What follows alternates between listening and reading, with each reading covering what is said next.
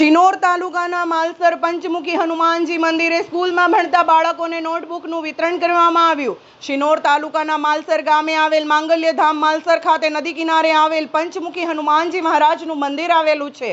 આ મંદિરે હજારોની સંખ્યામાં બહાર ગામથી દૂર દૂરથી લોકો નદીમાં સ્નાન કરવા માટે આવે છે અને પંચમુખી હનુમાનજી મહારાજના દર્શન કરી ધન્યતા અનુભવે છે। આ સ્થળને પર્યટનના સ્થળ તરીકે પણ ઓળખાય છે।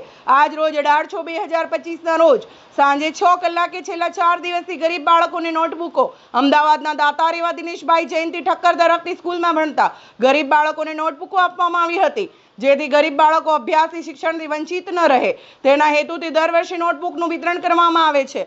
ચાલુ વર્ષે પણ અમદાવાદના દાતાર દ્વારા માલસર ખાતે નોટબુકનું વિતરણ કરવામાં આવ્યું હતું। Reporter Rahul Prajapati, Sadhli, SD news, Gujarati.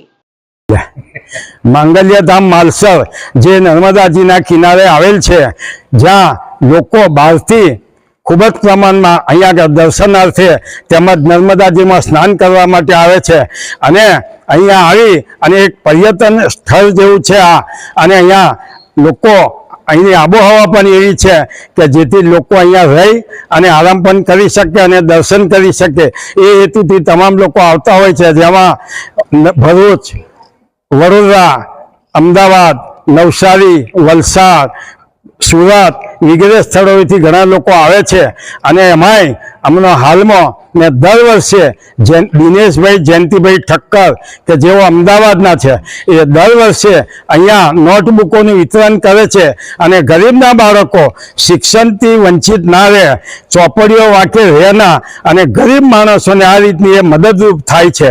એટલે એમના માટે એક અહોભાગ્ય અને એક દાનવીર તરીકે અમે એમને ઓળખીએ છીએ અને એ આવી રીતનું દાન કરતા રહે છે। ભગવાન એમને ઉત્તરે ઉત્તર એમની પ્રગતિ થાય એવી અભ્યર્થના સાથે વિરમું છું।